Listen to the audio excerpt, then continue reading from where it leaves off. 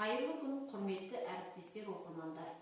Президент Қасым-Жомарт Кемелұлы Тоқаевтың «Тәуелсіздік бәрінен қымбат» атты мақаласында көктем мерекесі Наурыз мейрамының мазмұнын байыта түсетін тұжырымдама жасауды ұсынған болатын.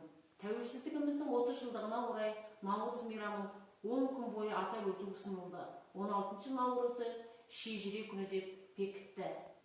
Панфилов ауданы еңбекші ауылдық кітапханасында 16 наурыз шежіре күніне орай ұйымдастырылып отырған тарихи танымдық сағатты ұсынамын. Шежіре күні отбасының, ел-жұрттың, жеті атаның тарихы айтылып, шежіре таратылады. Сонымен қатар жұртшылық мал сойып, өмірден озған ата-бабаларына құран бағыштайды. Әр отбасының үлкендері өмірден өткен ата-бабаларының жақсы істерін, қуанышты сәттерін кейінгі ұрпаққа әңгімелеп береді. Елдің, өлкенің тарихы, ерлігі баяндалады. Қазақ халқының ата шежіресі ерте кезден сақталған. Оған жеті атасын білмеген жетесіз, жеті атасын білген ер, жеті рулы елдің қамын жер, жалғыз өзін білген ол құлағымен жағын жер деген аталы сөздер дәлел бола алады.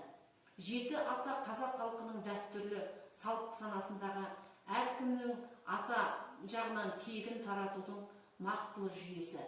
Қазақ баласы өзінен бастап әкесі, атасы, баласы, тағы басқа жеті атаның нақты есімдерін кішкентайынан жаттап өседі. Ел арасында өткен тарихын өте жақсы білген шежіреші адамдар болған. Олар қазақтың ата-бабадан келе жатқан салт дәстүрін, заңдарын, әдет-ғұрыптарын жақсы білген.